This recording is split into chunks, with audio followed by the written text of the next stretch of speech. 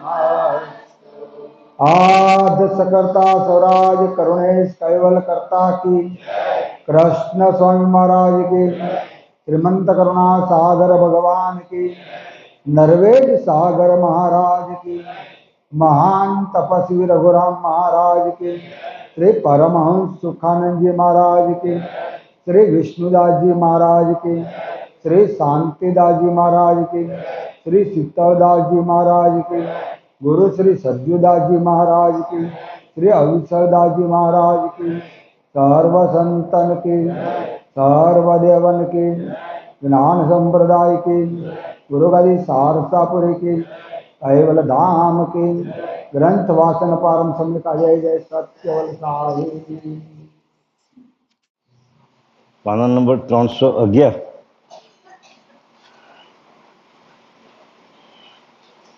ની ચોથી ચોપાઈ ને અરે ચોથી લાઈન સ્વકાશ ગણથી પંચ વ્યવસ્થા અને પંચ સંભસ્કરણ શ્રીમંત કરુણા સાગર ભગવાન की नरेश सागर महाराज की महान तपस्वी रघुराम महाराज की परमहंस सुखानंद जी महाराज की जय। ગઈકાલે આપણે રજોગુણ અને ષટોગુણ એની આપણે કલ્યાણદાસ બાપજીએ વાતો કરી. જે સ્થૂળ દેહ આપણે બનાવ્યું ને પહેલાં સ્થૂળ દેહ, આપણે જે જાગ્રત દેહ છે સ્થૂળ દેહ જેને કહેવાય, એ સ્થૂળ દેહ રજોગુણ અને ષટોગુણની મિશ્રણથી બનાવેલો છે. કોનું કોનું મિશ્રણ કર્યું? રજોગુણ અને ષટોગુણનું મિશ્રણ કર્યું. અને આપણે જે પ્રગટ જે દેહ દેખાય છે આપણને, જે સ્થૂળ દેહ, એ પણ 22 તત્વોનો બનેલો છે. એમાં રજોગુણની જે 10 આકાંક્ષાઓ આપણે જોઈ, એ 10 આકાંક્ષાઓ અને ષટોગુણની પંચ અંતસ્કરણ અને પંચ વ્યવસ્થા એ 10 એટલે 20, અને પેલા રજોગુણ અને સટોગુણ એ 2 એટલે 22 તત્વોનો આ સ્થૂળ દેહ આપણનો બનેલો છે, જે પ્રગટ આપણને દેખાય છે. એ ગઈકાલે એની આકાંક્ષાઓ પણ જોઈ આપણે. શ્રવણ આકાંક્ષા, સુગંધ આકાંક્ષા, નિરીક્ષણ આકાંક્ષા, સુધા પીપાસા આકાંક્ષા, ઉચ્ચાર આકાંક્ષા, શીતોષ્ણ ગ્રહણ વિષય આકાંક્ષા, અને મર વિસર્જન આકાંક્ષા અને ગમન આકાંક્ષા. 5 ઇન્દ્રિય, જ્ઞાનેન્દ્રિય અને 5 કર્મેન્દ્રિય છે. પ્રથમ જે 5 છે ને ઉચ્ચાર આકાંક્ષા લગી, એ 5 કર્મેન્દ્રિય ખરેખર જ્ઞાનેન્દ્રિય છે. ધારો કે કાન છે, નાક છે, મુખ છે, એ બધી જ્ઞાનથી એનો આપણે ઉચ્ચાર કરી શકીએ. અને પાછળની જે 5 છે, ગ્રહણ ને વિષય ને મળ વિસર્જન ને ગમન ને શીતોષ્ણ, એ જે 5 જે ઇન્દ્રિયો છે એ છે કર્મેન્દ્રિય છે. એ કામ કરવા માટે કામ લાગે. ગમન આકાંક્ષા એટલે પગથી આપણે ચાલી શકીએ. શીતોષ્ણ આકાંક્ષા એટલે આપણે ગ્રહણ કરી શકીએ ઠંડુ ગરમ. ગમન આકાંક્ષા એટલે ચાલી શકીએ. મળ વિસર્જન આકાંક્ષા એનું મળનું વિસર્જન કરી શકીએ. એ બધી કર્મેન્દ્રિયો છે. એટલે સ્થૂળ દેહની અંદર આ 22 તત્વો આપણને દયાળુએ જાગ્રત અવસ્થામાં મૂકેલી છે. એટલે જાગ્રત અવસ્થા છે એટલે આપણે એનું કામ કરી શકીએ. હવે પછી જે આવશે સૂક્ષ્મ દેહ છે, જે આપણને પ્રત્યક્ષ દેખાતો, એ સૂક્ષ્મ દેહમાં સતોગુણ અને સ્વકાશ ગણ, સટોગુણ અને સ્વકાશ ગણ. સટોગુણની અંદર પંચ અંતસ્કરણ અને પંચ વ્યવસ્થા છે. પંચ અંતસ્કરણ એટલે સૂક્ષ્મ દેહના પંચ અંતસ્કરણ જે છે, એમાં મન આવે, બુદ્ધિ આવે, એમાં અહંકાર આવે, એમાં ચિત્ત આવે, અને એક બીજું ચિદ અંતસ્કરણો. આ સૂક્ષ્મ દેહના સૂક્ષ્મ અંતસ્કરણો આપણને દેખાતા. મન દેખાય છે, બુદ્ધિ દેખાય છે, એ કશું દેખાતું, એ સૂક્ષ્મ રીતે દયાળુએ અંદર દેહની અંદર મૂકેલા છે. એ કયું કયું કામ કરે એ તો કાલે બધાએ સમજાયું. હવે પંચ વ્યવસ્થા પાછી એમાં સૂક્ષ્મ દેહની પંચ વ્યવસ્થા છે. એમાં જાગ્રત અવસ્થા ખરા 5 અવસ્થા: જાગ્રત અવસ્થા, સ્વપ્ન અવસ્થા, સુષુપ્તિ અવસ્થા, અને તુરીય અવસ્થા, અને ઉન્મૂની અવસ્થા. આ સટોગુણ અને એની સાથે પાછું સ્વકાશ ગણને જોડી રાખ. સટોગુણની સાથે શું કર્યું? સ્વકાશ ગણને જોડી કર્યા. એનું મેં મિશ્રણ કર્યું. એટલે સ્વકાશકરણની અંદર પંચ સંભસ્કરણ અને પંચ વ્યવસ્થા એ મૂકી આપણે. એનો સૂક્ષ્મ દેહ બનાવ્યો. સ્થૂળ બની ગયો, સૂક્ષ્મ બની ગયો. હવે કારણ દેહ બનાવ્યો. એની અંદર તમોગુણ અને કારણ ગણના 10 કાર આવેલા છે, અને અચંડ ગણની 10 ભાવનાઓ. એટલે એ રીતે 20 એટલે 20 થી 60, અને ઉપરના 66, અને પેલા 4 તત્વો છે ને મહાકારણના: આનંદ તત્વ કારણ, આનંદ ધનંજય તત્વ કારણ, મહાતત્વ કારણ. એ જે 4 છે ને, એટલે 4 એટલે 66 ને 4 70, અને પેલા 2 પરમ કારણના અવ્યાકૃત ને નિરંજન, એટલે 72નું આપણે આ વિવરણ કર્યું. આજે જે સ્થૂળ દેહનું તો વાત થઈ ગઈ, સૂક્ષ્મ દેહની પણ વાત થઈ ગઈ. આજે આવે છે કારણ દેહની વાત આવે છે. એ કારણ દેહ શેનાથી બને છે? સ્વકાશ ગણની 5 સ્વકાશની પંચ વ્યવસ્થા અને પંચ સંભસ્કરણની વાત હવે આપણે આગળ વાંચીએ. હવે સ્વકાશ ગણથી પંચ વ્યવસ્થા અને પંચ સંભસ્કરણ, સ્વકાશ ગણથી પંચ સંભસ્કરણ, આ 10 તત્વો થયા. તેની ક્રિયા પંચ અવસ્થાની સંધિને વિશે થાય છે. આ જે પંચ વ્યવસ્થા ને પંચ આ 10 તત્વો જે થયા ને, તેની ક્રિયા પંચ અવસ્થાની સંધિની વિશે થાય છે. તે સાંભળો. પ્રથમ સંભસ્કરની ક્રિયા કહું છું તે એનું પ્રથમ સંભસ્કન છે શાંત સંભસ્કન. એ વારંવાર આપણના શરીરની અંદર શાંતિ ઉપજાવે છે. જો આ શાંત સંભસ્કન જો ન મૂક્યું હોય ગાંઠની અંદર આપણે કદી શાંતિ થાય. એટલે એનું મૂળ કામ છે શાંતિને પમાડવાનું. ગમે તો ઉગ્ર માણસ થઈ ગયા થોડો વાળી શાંત થઈ જાય. એ શાંત સંભસ્કર જો ન મૂક્યું હોય તો કદી આપણે શાંતિ થાય. એટલે શાંત સંભસ્કરનું આપણને વારંવાર શાંતિ ઉપજાવે છે એનું કામ કરે છે.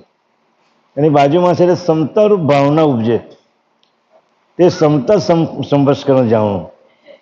સમતારૂપ ભાવના જે ઉપજે આપણને એ સમતા સંભસ્કર જાણવું.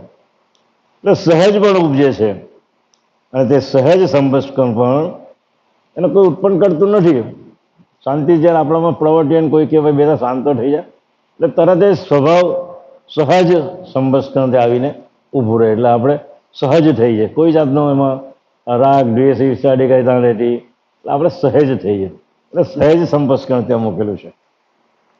હવે શીલ પણ ઉપજે છે તે શીલ સંભસ્કર જાણવું. શરીરની અંદર શીલ પણ જ્યારે ઉપજે ને શાંતિ વ્યવસ્થા હોય ત્યાં શીલ પણ ઉપજે આપણને. એટલે વિચારોની જે ઉગ્રતા હોય ને એ બધી શાંત પડી જાય અને અંતસ્કરણ બધા કેવું થઈ જાય શીલ સંભસ્કરણ ન્યાય એ શાંત થઈ જાય. એટલે શીલ સંભસ્કરણ એને જાણવું.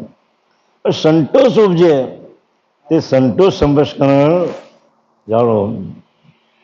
આપણે જમવા બેઠા હોય ને જો સંપૂર્ણ ધરાઈ ગયા હોય ને તો આપણે કેવો થઈ જાય સંતોષ રહી જાય. હો આજે બરાબર ખાધું સંતોષ છે. એટલે આ સંતોષ સંભસ્કરણ જો શરીરમાં ન મૂક્યું હોય ગમે એટલું ખાય તો બી સંતોષ થાય. ગમે ત્યાં રૂપિયા આવ્યા તો બી સંતોષ થાય નહીં. પણ અમુક હેડ સુધી આવે એટલે આપણે સંતોષ થઈ જાય. કોઈ પણ જો ચાલીને થાકી ગયા હોય ચાલો જરાક બેસું એટલે સંતોષ પામી દે આપણને. એક તત્વ અહીંયા આપણે એમાં મૂકેલું છે સંભસ્કરણ એટલે સ્વકાશ ગણની અંદર છે. આ પ્રકારે 5 સંભસ્કરની ક્રિયા 5 અવસ્થાને વિશે વર્તે છે. આ પંચ અંતસ્કર છે ને તેમાં વર્તે છે.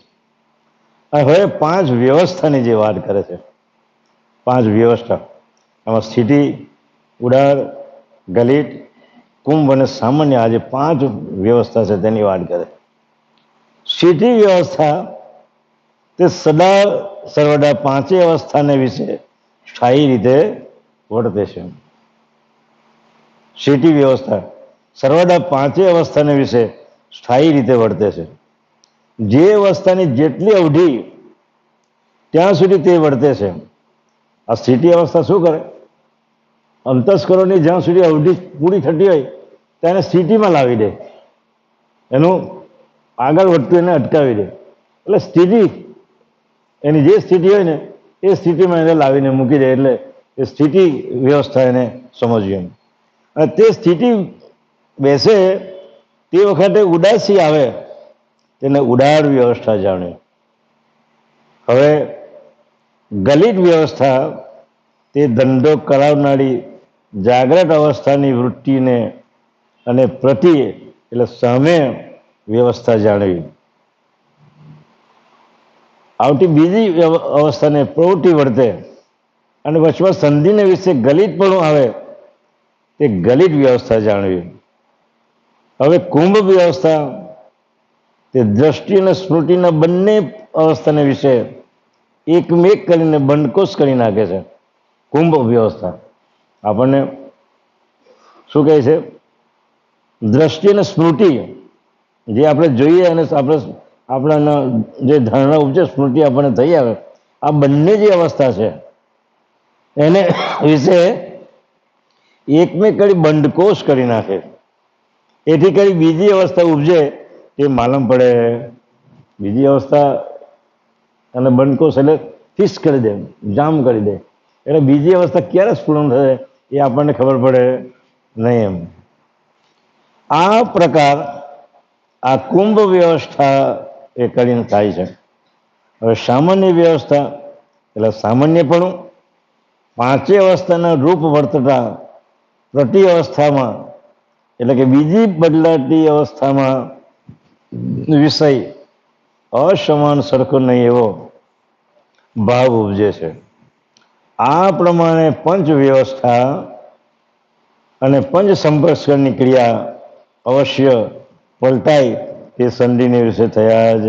આજે પંચ અવસ્થા અને પંચ સંપર્ષણ એની જે સંધિ છે ને એ સંધિ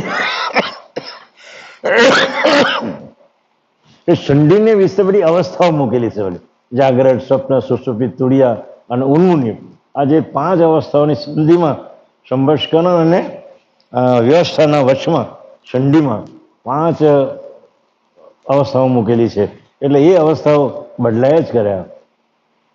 કદી સ્થિર રહેતી અને એની વચમાં પાછું પેલું અનંગ ચક્ષ તત્વ, કાળ ચક્ષ તત્વ અને વર્ગદાન ચક્ષ તત્વ એના સંધિની ઉપર મૂકેલા છે એની ઉપર. એટલે જે કંઈ પણ આપણે વિચાર કરીએ, ધારીએ હું આમ કરું તેમ કરું, એ જેવો સંકલ્પ પૂરો થાય તરત જ કાળ ચક્ષ એને બહાર કાઢે. કાળનું કામ જ એને છૂટું પાડી દેવું. આપણે જે કંઈ બી રચના કરીએ, ઉપાયો કરીએ, ગમે તે કરીએ, એમાં જે છૂટું પડી જાય એનું કામ કાળ ચક્ષટનું છે તેમ જાણવું. આપણે ખાતા હોય અને ધરાઈ ગયા હોય અને પછી કાળ ચક્ષટો આવીને ઊભું રહે એટલે આપણે પેલું અભાવ જાગે. ગમે તેવું સારું હોય તો બસ ભાઈ બહુ થઈ ગયો. એનું કામ છે ને કાળ ચક્ષટનું. અને જેવું ભાણું આપણી પાસે આવે અને ખાવાનું મન થાય, પહેલું શું મન થાય? એની પ્રકૃતિ પ્રમાણે આપણે એને ઉઠાવીએ. ડાયાબિટીસ વાળો દર્દી હોય તો પેલું મીઠું જ ઉઠાવે, તો એની પ્રકૃતિ પ્રમાણે ઉઠાવે. એ અનંગ ચક્ષટો કામ કરે ત્યાં, કારણ કે પ્રેમ ઉજવાય, ખાવાનું મન થાય આપણને. એ અનંગ ચક્ષટોનું કામ છે. અને પછી અંદર ગયા પછી વર્ગનાન ચક્ષટો કામ કરે. એના 72,000 નાડીની એની વર્ગનાનની ક્રિયા કરી અને દરેકને અંગ પ્રમાણે એને પોષણ આપે. એ વર્ગનાન ચક્ષટોનું કામ. એટલે આ રીતે પંચ વ્યવસ્થા અને પંચ સંભસ્કરની ક્રિયા અવસ્થા પલટાય તે સંધિને વિશે એ થાય છે તે તમને કહી છે. જોકે આ વિષય એટલો બધો ગર્ભીર વિષય છે, જ્યાં સુધી આપણને અનુભવમાં નહીં આવે ને ત્યાં સુધી આ આપણી વાત સમજાય તેવી નથી. અને અનુભવની અંદર લેવું પડે. અને જ્યાં સુધી અનુભવમાં નહીં આવે ત્યાં સુધી આ વસ્તુ સમજાય તેવી નથી. કારણ કે પરમગુરુએ જાતે લખેલી છે, એના અનુભવ થકી વાત કરેલી છે. કારણ કે એને જ રચના કરી છે અને એને જ બધું ગોઠવેલું છે. એટલે કઈ કઈ અવસ્થા ક્યારે અવસ્થા પલટાય, જ્યારે જાગ્રત, સ્વપ્ન, સુષુપ્ત તુરીય અવસ્થા વર્તે ને શરીરમાં. બાપજીએ તુરીય અવસ્થાની બહુ વાતો કરી છે કે જ્યાં સુધી તુરીય અવસ્થા તારા શરીરમાં પ્રગટ ન થાય ને, અને જે તુરીય અવસ્થા ધારા કે તારા શરીરમાં પ્રગટ થાય, એ તુરીય અવસ્થામાં અને ઉન્મુનિમાં ઓહંગ અને સોંગનું પ્રણવનું અધિષ્ઠાન રહેલું છે. ત્યાં શું રહેલું છે? તુરિયામાં અને ઉન્મુનિમાં ઓહંગ અને સોહંગના પ્રણવનું અધિષ્ઠાન થયેલું છે ત્યાં. એટલે જ્યારે તુરીય અવસ્થા ચાલે અને બાજુમાં છૂટેલો હોય એની પર જાગ્રત અવસ્થા જો સ્ફુરણ થતી હોય ને તો એનો અવાજ ઘોળ કરતો નીકળે, ઘણો ગુણે ને. તો સમજી લેવાનું છે કે આની આ તુરીય અવસ્થા ચાલે છે, પણ એની પર જાગ્રત અવસ્થા એની પણ સવાર થયેલી છે. એટલે અવાજ નીકળે ખરો પણ ઘોળ કરતો દેખાય. કારણ કે જાગ્રત અવસ્થા છે ને એટલે અવાજ નીકળે પણ શું બોલે તે ખબર પડતી. એટલે એ ઉન્મુની અવસ્થા, એ ઉન્મુની અવસ્થા જ્યારે પ્રગટ થાય ને સાહેબ, બહુ ગર્ભિત વિષય છે. હવે મને જે રીતે સમજણ પડે છે તે રીતે સમજાવું તમને. જો કે એ તુરીય અવસ્થા જ્યારે પ્રગટ થાય ને ત્યારે શરીરની જેટલી પેલી અવસ્થાઓ છે ને, જાગ્રત, સ્વપ્ન, સુષુપ્તિ, ત્યારે તુરિયામાં એનો પટ લાગે. આ ત્રણ અવસ્થાને તુરિયાનો પટ લાગે. જાગ્રત, સ્વપ્ન અને સુષુપ્તિને તુરિયાનો પટ લાગે એટલે એ ત્રણ અવસ્થાઓ પર કેવી થઈ જાય? લીન પામી જાય. અને તુરિયાનો પ્રદેશ ત્યાં ચાલુ થાય. એ ઓહંગ પ્રદેશનો ત્યાં પ્રદેશ ચાલુ થાય. અને એ જ જ્યારે તુરિય અવસ્થા જાગ્રત થાય, એની અવસ્થા ચાલુ થાય ત્યારે મન, બુદ્ધ, ચિત્ત અને અહંકાર એ ચારેય અંતસ્કરણ પણ ત્યાં લીન પામી જાય છે. ત્યાં ચારે અંતસ્કરણ પડે તો શબ્દની કોઈ ખીલવણી થતી નથી ત્યાં, કારણ કે મન અંતસ્કરણ ને પ્રણવ એ બેનો યોગ મળે ને ત્યારે શબ્દની ખીલવણી થાય, એમ શબ્દને ઉચ્ચાર થાય.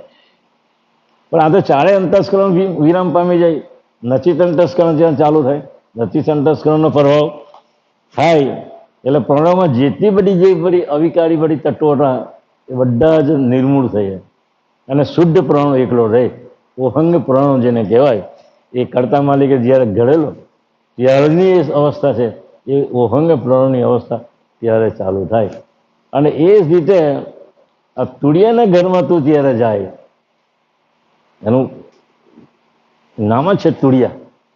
તું રહ્યો, તારા ઘરમાં તું જ રહ્યો, હવે બીજું કોઈ છે?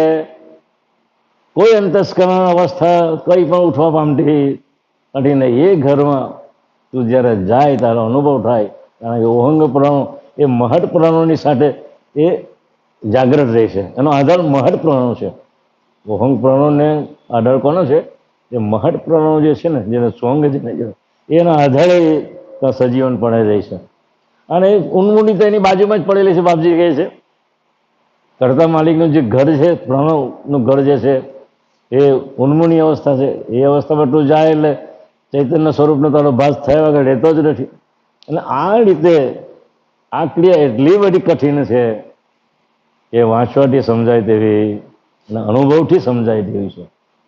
એટલે આ તુડિયા અને ઉન્મૂનીની જે વાતો બાપજીએ લખેલી છે એમાં કૈવલ વિલાસ નામનો જે ગ્રંથ છે ને પાછળ, એમાં બહુ વ્યવસ્થિત એમાં સમજાવેલું છે. કૈવલ વિલાસ ગ્રંથમાં પડી મોરાલ બોધ કંદ 22મા અંગની અંદર એ લગભગ 24-25મા અંગ સુધી આ નચીન અંતસ્કરણ અને ઉન્મૂની અને તુડિયા અવસ્થાની જે વાતો છે બાપજી એમાં બહુ સવિસ્તાર લખેલી છે. એટલે આ તમને તુડિયા અને ઉન્મૂની જે વાતો કરીએ એ ધ્યાનમાં આવે તેવી નથી, પણ જ્યાં સુધી આપણે પ્રત્યક્ષ એનો અનુભવ ન થાય ત્યાં સુધી એ વાત સમજાય તેવી નથી. પણ વારંવાર તમે વાંચો તમે તો કંઈક પરમગુરુની કૃપા એની ગતિ આપણા પર ઉતરે અને કિંચિત માત્ર આપણને એ સમજણ પડે. અને એ જરા સમજણ પડે ને તો પરમગુરુ તારા સોંગની સામે જ છે. સમદસ્તે સન્મુખ સદા નૈના આગે નાથ, કહેન કુવે સદગુરુ વિના હોય નહીં સાક્ષર. આપણી સામે જ બેઠા છે, તો પ્રયત્ન કરવાની જરૂર છે. એ સ્વરૂપની અંદર, એ સોંગ સ્વરૂપની અંદર આપણી આરતને જોડવાની છે, આપણી અંતર્વૃત્તિને ત્યાં જોડવાની છે. તો આ પ્રત્યક્ષ સમજાય તેવું છે. હજુ કે કહેન કુવેર કરકે કહું, હજુ લખ્યું ને કહેન કુવેર કરકે કહું સંશય હરણ ભાવ પાર. આ સંશયનો જે હરણ છે એ હું તમને કડીને કહીને બતાવું છું. એટલે આગળ હવે તમો ગુણની વાતો આપણે સમજીએ. હવે તમો ગુણના 10 કાળની ક્રિયા કહું છું. તમો ગુણના 10 કાળની ક્રિયા કહું છું. એ પ્રથમ તો સ્વભાવ કાળ છે. એ તત્વ પ્રવૃત્તિ સચેત સમેત જેનો જેવો સ્વભાવ હોય તેવો જ જીવ ભાવ સમેત વર્ત્યા જાય. તમો ગુણની 10 કાળની ક્રિયા કહે તેમાં પ્રથમ સ્વભાવ કાળ. આ શરીરની અંદર સ્વભાવ કાળ જો ન મૂકેલો હોય તો આપણો સ્વભાવ એવો પડી ગયો હોય ને તેમાંથી છૂટવું બહુ મુશ્કેલ. કોઈનો સ્વભાવ કેવો વિચિત્ર હોય, રસ્તે મળે એટલે પેલાને ચોર ચાલ્યા ત્યાં સ્વભાવ કાળ એનો પડી ગયેલો એટલે સ્વભાવ કાળ મૂકેલો છે. એમાંથી બહાર નીકળવું બહુ કઠિન બાબત છે બેટા. એટલે એ સ્વભાવ કાળ એ તત્વ પ્રકૃતિ સમેત જેવો સ્વભાવ હોય તેવું જ જીવ ભાવ સમેત વર્ત્યા જાય છે. જેનો સ્વભાવકાળમાં જો આ પડી ગયેલો હોય સ્વભાવકાળ તો તે પ્રમાણે વર્ત્યા જાય છે. એમાં કોઈ પછી ઉગાડી શકે તેમ એવું કોઈ સદગુરુ સાહેબ આપણે એવા મળે તો એમાંથી એ બહાર કાઢે, નહીં તો કરવું મુશ્કેલ છે એમ કે. હવે આક્રંદ કાળ તે અંતસ્કરણ ઇન્દ્રિયો તથા તત્વો આદિ પોતપોતાના સામર્થ્ય પ્રમાણે રહે છે. આક્રંદ કાળ તે અંતસ્કરણ ઇન્દ્રિય તથા તત્વો આદિ પોતપોતાના સામર્થ્ય પ્રમાણે રહે છે. આક્રંદ કાળ જો મૂક્યો હોય તો આ ઇન્દ્રિયો અંતસ્કરણ કોઈની સાથે સમાન ભાવે રહે નહીં. એટલે એ આક્રંદ કાળને લીધે આ અંતસ્કરણ ઇન્દ્રિયો એ પોતપોતાના સામર્થ્ય પ્રમાણે વર્ત્યા કરે છે. તે આક્રંત કાળ વડે જાણવું. હવે કામના કાળ તે ઇન્દ્રિયો સહિત સર્વની કામના ભિન્ન ભિન્ન વર્તે છે. એ કામના કાળ જાણો. દરેક ઇન્દ્રિયની ઉપર કામના કાળ મૂકેલો છે. આંખની ઇન્દ્રિય પર કામના કાળ મૂકેલો છે, તે એ જોવાનું જ કામ કરે. કાન પણ જો કામના કાળ જો ન મૂક્યો સાંભળવાનું કામ નહીં કરે.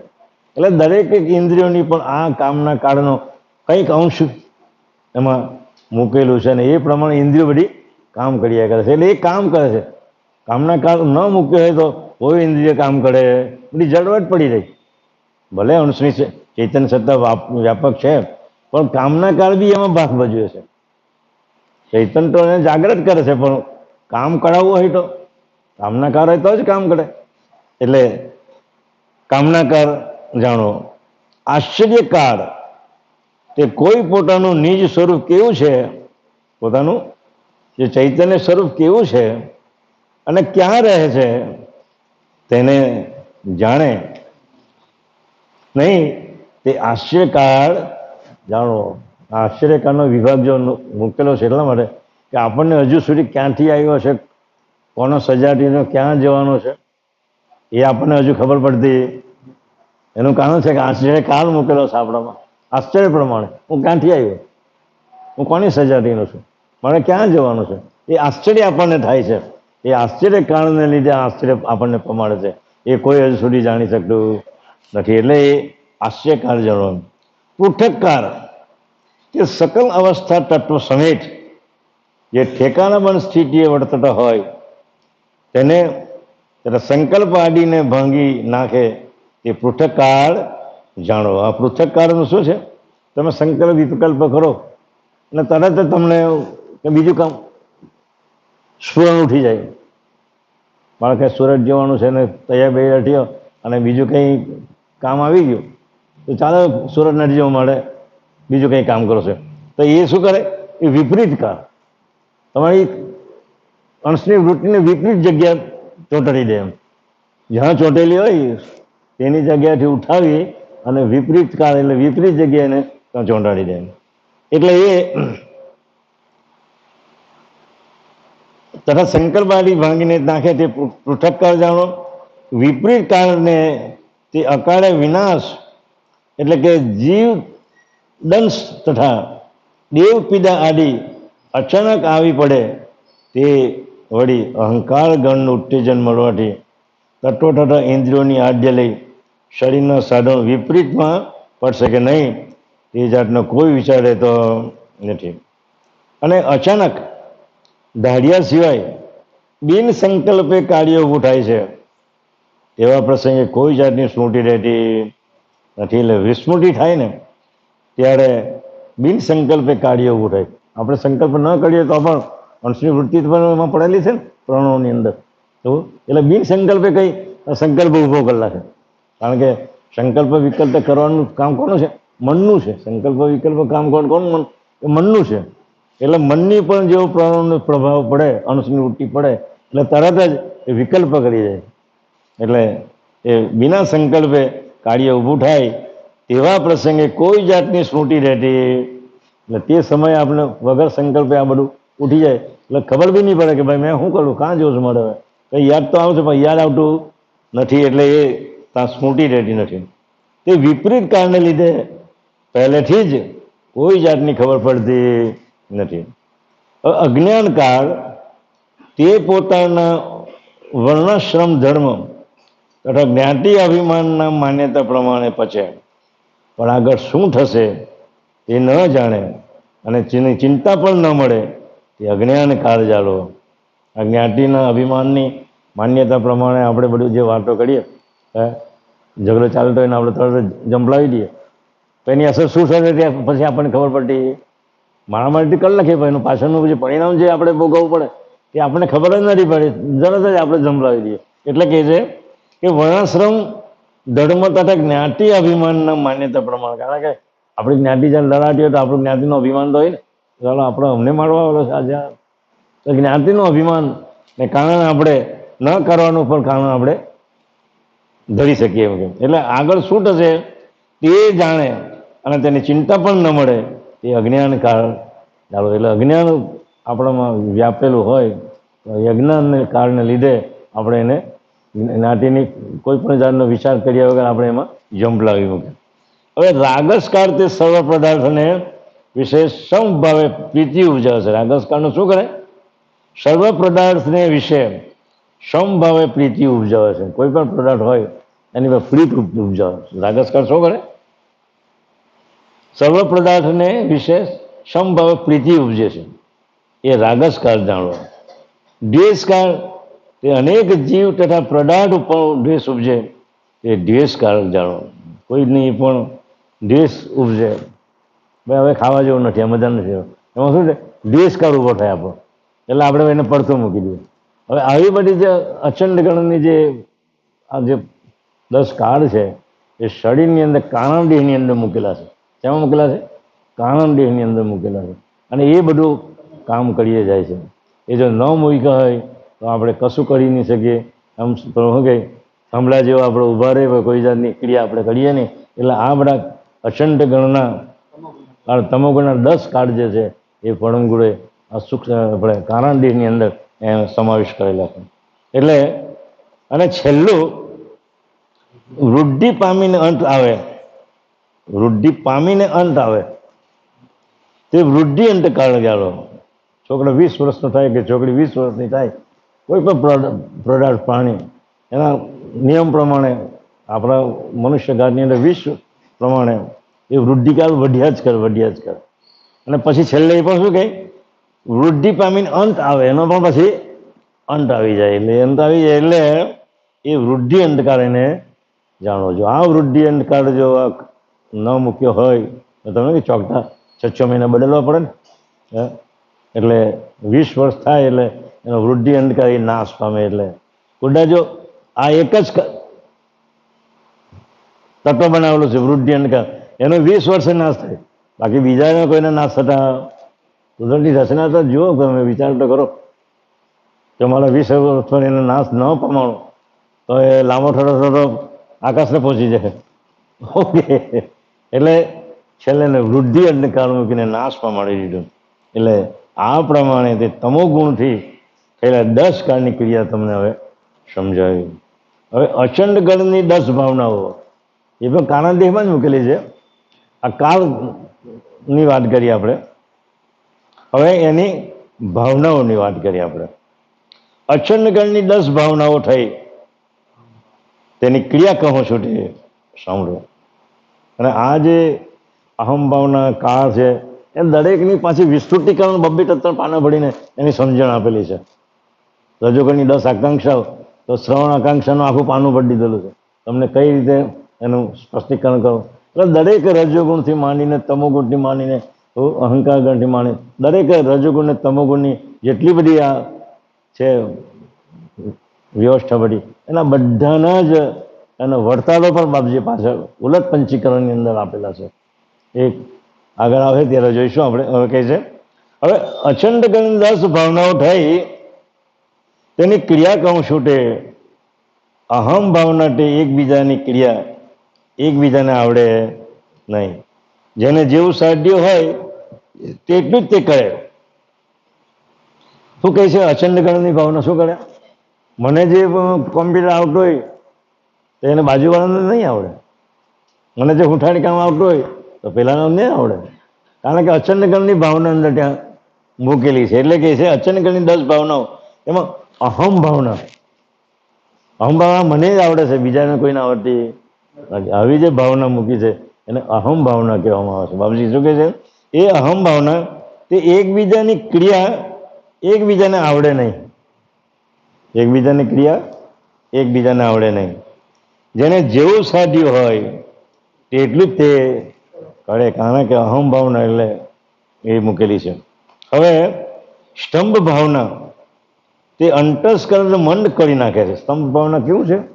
અંતસ્કરણ એટલે જાગ્રત, સ્વપ્ન, સુષુપ્તિ, તુર્યાનું અને મન, બુદ્ધ, અહંકાર, ચિત્ત અને નચિત એ અંતસ્કરણ છે. એ અંતસ્કરણને મંદ કરી નાખે છે.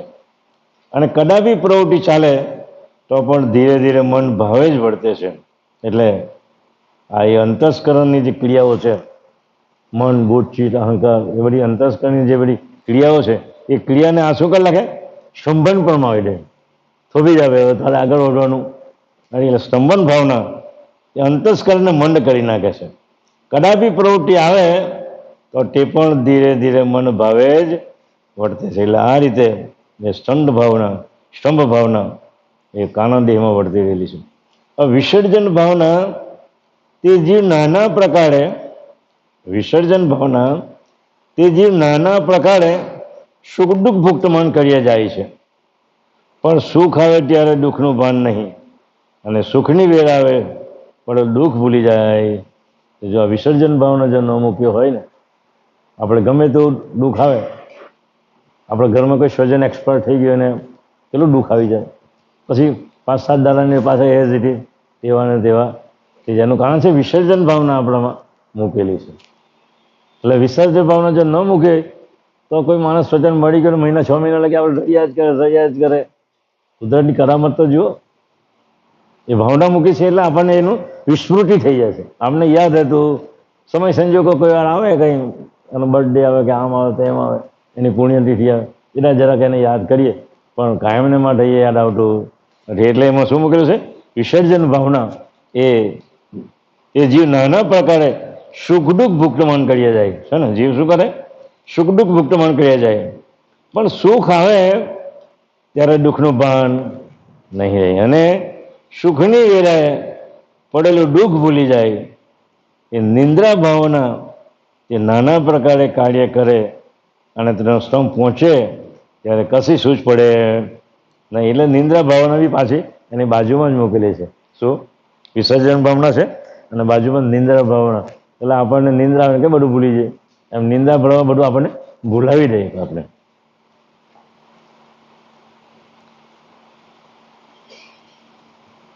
અનિદ્રા ભાવના જરૂર. અંધતમ ભાવના તે નિંદ્રા આવે ત્યારે અંધતમ ભાવના, જ્યારે શરીરમાં વર્તે ને અંધતમ ભાવના, તે નિંદ્રા આવે ત્યારે કશો શ્રમ કર્યા વિના નિંદ્રામાં બદલે છે. એ અંધતમ ભાવનાને કારણે કોઈ બકે ને, બાજુમાં હોટેલ બકાબક કરે તો એમાં અંધતમ ભાવના વર્તતી હોય તે વખતે આવું આ બબડે એમ. તો એ અંધતમ ભાવના જાણી એમ બદલે છે. અને જાગ્રતમાં પણ અમથો બબડાટ વાચાડી કરે તે અંધતમ ભાવના જાળવી, અંધતમ ભાવના જાળવી. જાગ્રતમાં બી બબડા કરે ને ગયો, એ ઘણા લોકો માણસ એકલે બબડિયા કરે. એ જાગ્રતમાં પણ અંધતમ ભાવના પ્રેરિત થતી હોય એટલે એ પણ બબડે જાગ્રતમાં પણ. અચેત ભાવના તે ચરાચર બ્રહ્માંડી માનવ સહિત કોઈએ પોતાના અંતરની ખબર જોતું નથી. અચેત ભાવના તે ચરાચર એટલે આખા બ્રહ્માંડની અંદર, વૈરાગ્યની અંદર, પછી બ્રહ્માંડી જે પેલા મહાપુરુષો છે, માનવ સહિત કોઈએ પોતાના અંતની ખબર જોતું નથી. એ અચેત ભાવના ચાલે. બાપજી એમ કહે છે અચેત ભાવના તમે સિદ્ધ કરો ને, તપસ્વી લગ્નમાં બાપજી બધી જ ભાવના સિદ્ધ કરેલી, તેમાં અચેત ભાવના પણ તમે સિદ્ધ કરો ને, તમારું મૃત્યુ ક્યારે છે તમે કહી શકો. મૃત્યુ ક્યારે છે તે તમે કહી શકશો એટલી અચેત ભાવનામાં તાકાત રહેલી છે બાપજી. એટલે અચેત ભાવના ચરાચર બ્રહ્માંડી માનવ સહિત કોઈને પોતાના અંતની ખબર જોતું, એ અચેત ભાવના એને અચેત ભાવના જાણવી. ઉચાટ ભાવના તે કોઈ કાર્યનો આરંભ કરે, ઉચાટ ભાવના તે કોઈ કાર્યનો આરંભ કરે પર વચમાં વિઘ્ન આવી પડે ત્યારે ઉદાસી પ્રાપ્ત થાય. તે ઉચાટ ભાવના. આપણે કંઈ સારું કામમાં કરવા ગયા ને વચમાં કંઈ વિઘ્ન આવ્યું, ચાલ છોડો મગજમારી કરો, કોણ કર્યા કરા, આ તો બધું ભારી કામ છે, ત્યારે ઉદાસી ભાવના આપણામાં આવે. એટલે આપણને ઉદાસી આવે એટલે કાર્યને એને પડતું મૂકીએ, પછી આગળ કામ કરીએ. ઘણી વાર હોય ને આપણે છોકરાઓ આપણે ઘાસ કાપીને કંટાળી ગયેલા, ઉદાસી ભાવના આવે, ચાલ હવે કાલે કાપો, આજે આટલું બહુ થઈ ગયું. એટલે એ ઉદાસી ભાવના એ તે વખતે કામ કરે છે. હા, ઉચાટ ભાવના જાણે. આ અભાવ ભાવના કોઈની સાથે સ્નેહ બંધાય છે તે પછી કોઈક દિવસે એકમેકની પ્રીતિ નથી રહેતી પણ અચાનક તૂટક થઈ જાય છે, એ અભાવ ભાવના. કારણ બે મિત્રોની સાથે એકદમ મિત્રતા હોય, કંઈક કોઈક સંજોગો એવા બની જાય તો બંનેની મિત્રતા તૂટી જાય, નામ દેવાનું બંધ કરી દે. તો એ વખતે શું થાય?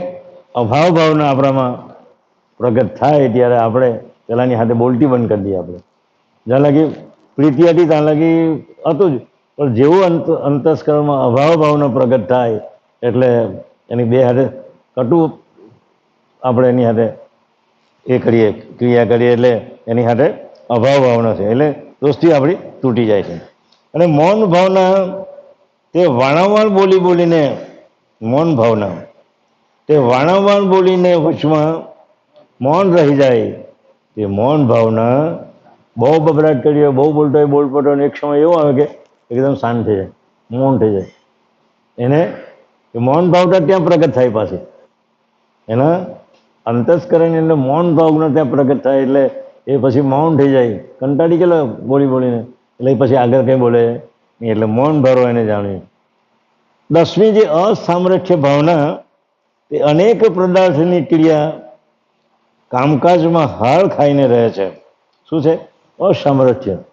એટલે આપણી જે શક્તિ હતી ને એ શક્તિ બધી વિલાઈ જાય, એટલે કોઈ જાતની શક્તિ આપણામાં રહેતી, એટલે અસમર્થતા આપણામાં આવી જાય. એટલે એ અસમર્થ્ય ભાવના તે અનેક પદાર્થની ક્રિયા કામકાજમાં હાર ખાઈને રહે છે, તે અસામરસ્ય ભાવના જાણે. આ પ્રકારે અચણગણની 10 ભાવનાની ક્રિયા વર્તે છે તે તમને કહી. હવે 3 ગુણ અને 3 ગણ જે 6 તત્વની મુખ્ય ક્રિયા થાય છે તે કહું છું તે સાંભળો. હવે જ્યારે જે 3 ગુણ જે કહ્યા ને આપણે, રજોગુણ, તમોગુણ ને શટોગુણ, અહંકાર ગણ, પ્રકાશ અને અચંત ગણ, 3 ગુણ અને ગણ, એની ક્રિયાઓ શરીરમાં કઈ રીતે વર્તે છે એનો વર્તારો બાપજી આપણને કહે છે. તે સમજો કે 3 ગુણ અને 3 ગણ એ જે 6 તત્વની મુખ્ય કઈ ક્રિયા થાય છે તે કહું છું તે સાંભળો. જ્યારે રજોગુણ ઉપજે ને ત્યારે ઇન્દ્રિયો દ્વારા પદાર્થને વિશે લેવા તથા જાળવાની મોહ ઉત્પન્ન થાય છે. કોઈ પણ શરીરમાં રજોગુણ ઉપજે તો સારું સારું ખાવાનું મન થાય, સારા સારા કપડાં પહેરવાનું મન થાય, કઈ છે સ્ત્રીની હાથે આપણે કંઈ બેઠા હોય ત્યારે એ ક્રીડાની વાતો થતી હોય. એ રજોગુણ જ્યારે શરીરમાં ઉઠે ત્યારે આવા પ્રકારના કાર્યો આપણા સારું થાય એમ કે. એટલે રજોગુણ ઉપજે ત્યારે ઇન્દ્રિયો દ્વારા પદાર્થને વિશે લેવા તથા જાળવાની મોહ ઉત્પન્ન થાય છે. સારું સારું કંઈ મૂકેલું હોય અને રજોગુણની પ્રવૃત્તિ ચાલુ થાય તો આપણે સારું સારું ખાવાનું મન થાય, એટલે એ રજોગુણની ક્રિયા છે. તમોગુણ તે સર્વ પદાર્થો પર ક્રોધ થાય તે જાણો. જ્યારે તમોગુણ તારા શરીરમાં ઉત્પન્ન થાય ત્યારે ટેબલ પર સારું સારું મૂકેલું તો પણ ખાવાની ઈચ્છા થાય નહીં, ક્રોધ ઉત્પન્ન કરે. આ ખાવાનું ડાયાબિટીસ થાય, એમ થશે તેમ થશે, એટલે ક્રોધ ઉત્પન્ન થાય. તમોગુણની ક્રિયા જાણી. અને સત્વગુણ તે દેહ તત્વોને વિશે શાંતિ તથા નમ્રતાના વર્તે છે. સત્વગુણને આપણા શરીરને શાંતિ વર્તે, એકદમ ધીર ગંભીર આપણે બેહેલા એને તો સમજાવવાનું કે આના અંતસ્કરણ પણ શાંત આપણે સત્વગુણ વર્તી રહેલો છે.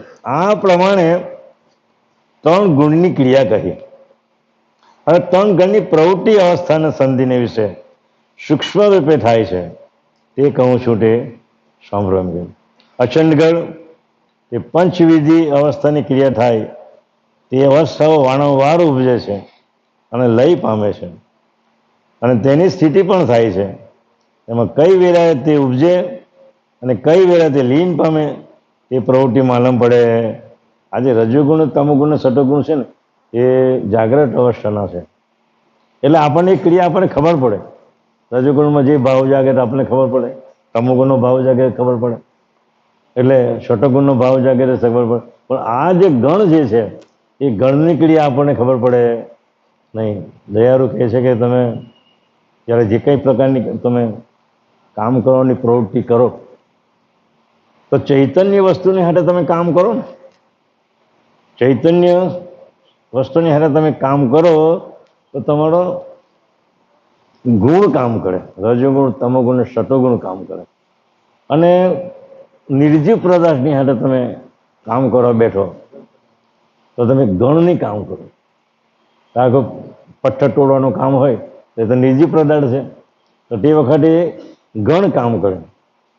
એટલે ગુણ અને ગણ આ બંનેની ક્રિયા પાછી જે ચૈતન્ય વૃત્તિ હાથે બી થાય છે અને જળ પદાર્થ પણ હાથે થાય છે. એટલે જળ પદાર્થ કરતાં કરતાં બી બહુ સંકલ્પ આપણે કંઈ ઉઠે ને તો એની બી નોંધ કરતા માલિકના ચોપડે નોંધાય છે. કઈ રીતે નોંધાય છે? તો ગુણ અને ગણ અને એની સંધિ આપણે અંતસ્કરણ પણ પડેલી છે. અંતસ્કરણ છે તે પ્રણવ પણ પડેલા છે અને પ્રણવ અને આત્મા પણ પડેલી છે અને આત્માની સંધિ છે તે પરમાત્મા પણ પડેલી છે અને પરમાત્માની જે ભાસ છે એ અંશની ભાસથી પડેલો છે અને અંશની વૃત્તિ જે છે પ્રકાશ બ્રહ્મ વૃત્તિ માટે જોડાયેલી છે. આ સ્વયં સૂત્ર ગણ ગુરુ અંતસ્કરણ અને પુરુષ પ્રકૃતિ આત્મા પરમાત્માને અંશ અને એની છેલ્લી પ્રકાશ બ્રહ્મ વૃત્તિ આ સાથે સરંગ સૂત્રવાદ બધું જોડાયેલા છે. એટલે કરતા માલિક આપણે મનસા વાચા કર્મના કળ ગુરુ ચરણ નિવાસ. બાપજી કહે ને તું બધું આ છોડી દે, મનથી વિચારવાનું છોડી દે, મનથી કર્મથી વચનથી છોડી દે, પરંતુ ગુરુના ચરણમાં તો તારી રૂટને સમર્પિત કર. મનસા વાચા કર્મના કળ ગુરુ ચરણ નિવાસ. ગુરુના ચરણની અંદર તારી રૂટીને સમર્પિત કર. એટલે કહે છે હવે આ ગુણ વારંવાર ઉપજે છે અને લઈ પામે છે, સ્થિતિ પણ થાય છે. તેના કઈ વેરાએ ઉપજે અને કઈ વેરાએ તે લીન પામે છે એ પ્રવૃત્તિ માલમ પડે તે અચંડ ગણને લીધે થાય છે. આ બધી પ્રવૃત્તિઓ થાય છે તે આપણને ખબર પડતી નથી, એટલે અચંડ ગણને લીધે થાય છે. હવે સ્વકાશ ગણ તે સર્વ શરીરને વિશે સંધિમાં રહ્યો છે. જો આ સ્વકાશ ગણ દરેક હાડકાની સંધિમાં રહેલો છે. સ્વકાશ ગણ આપણે જે વાહ થાય ને ઘૂંટણના વાહ થાય ને આને થાય એ સ્વકાશ ગણ જો ન મૂક્યો હોય ને પણ દયાળુએ તો ઘૂંટણ તમારો વ્યવસ્થિત કામ કરે.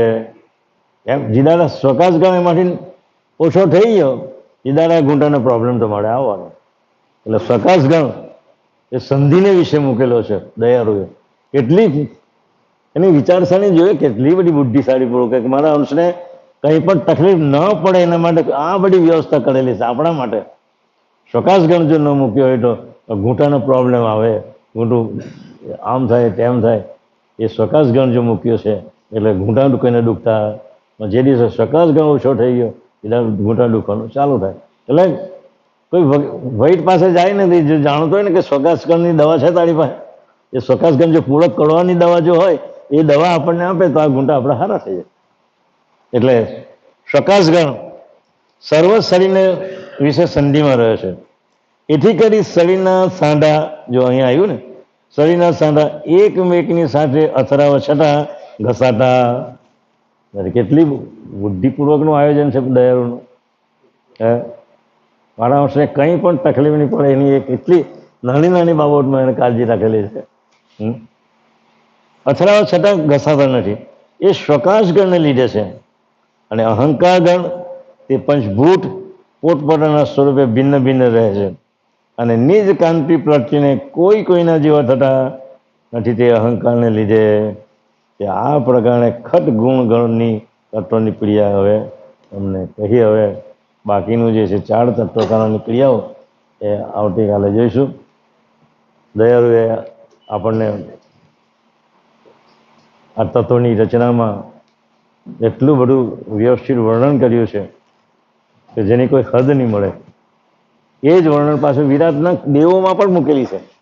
આપણા શરીરમાં તો મૂકેલી જ છે, પણ વૈરાટના જે દેવોમાં પણ આ જ ક્રિયાઓ બધી મૂકેલી છે. અને એ રીતે પરમ ગુરુને આપણે વારંવાર નમસ્કાર કરવા જોઈએ કે હે દયાળુ, તે મારી કેટલી બધી સાર સંભાળ રાખી છે અને તને મેં ભૂલીને બેઠો છું. મારા જેવો કૃતજ્ઞ એટલે કોઈ મળે નહીં આ દુનિયાની અંદર. એટલે આજની તારીખમાં આટલું પૂર્ણ કરીએ છીએ.